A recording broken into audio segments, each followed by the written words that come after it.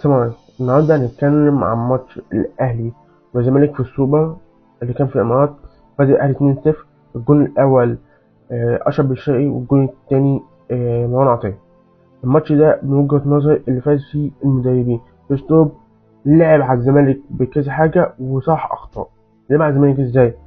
نقطة ضعف الزمالك في الباك اليمين والباك الشمال، وبالذات عمر جابر هو أكتر حتة ضعيفة الزمالك. كبر خلاص، انا مش بعيد يمين بس هو كبر خلاص. دي هو دي اضعف حته في الزمالك. فكان الشوط الاول لو بصيت كان في الحته دي يوتيوب حاطط تريزيجيه وزيزو، فكنت بتلاقي عمر جابر قصاده تريزيجيه وزيزو، فده كان مدي افضليه للاهلي بارد. على عكس الزمالك كان بيهاجم بس على استحياء كده، اللي هو شكرا زي ياخد كورة ويجري.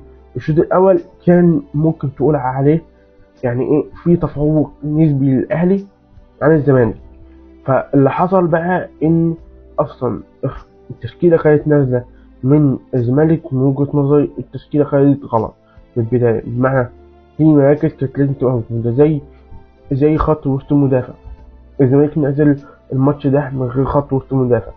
ثانيا الزمالك خسر بسبب في بعض لعيبة الزمالك ما كانتش مركزة في الماتش، كانت مركزة في الجمهور، وازاي اعمل بقى حاجة كده زي اللي هو ايه، زي ناصر ماهر اللي هو نزل قبل الماتش يقول لك تعالوا لي والكلام ده. ايه انت يكون عندك حد يعرف يسيطر على اللعيبة. يعني لسه واحد دين طلع بعد الماتش وقال لك اللي هو منع السوشيال ميديا على اللعيبة خالص.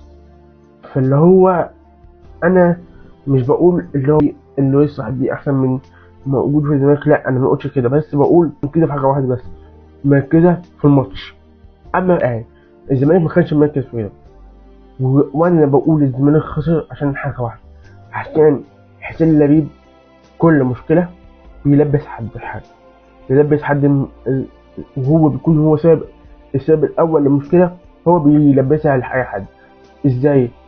لو جينا احنا كابتن احمد عبد الرؤوف ده ماسك الزمالك ما بقوش 3 4 ايام يعني، فمسكوا دلوقتي الزمالك في نهائي ماتش الاهلي اللي في السوبر، وقابله ماتش الزمالك وبيراميدز.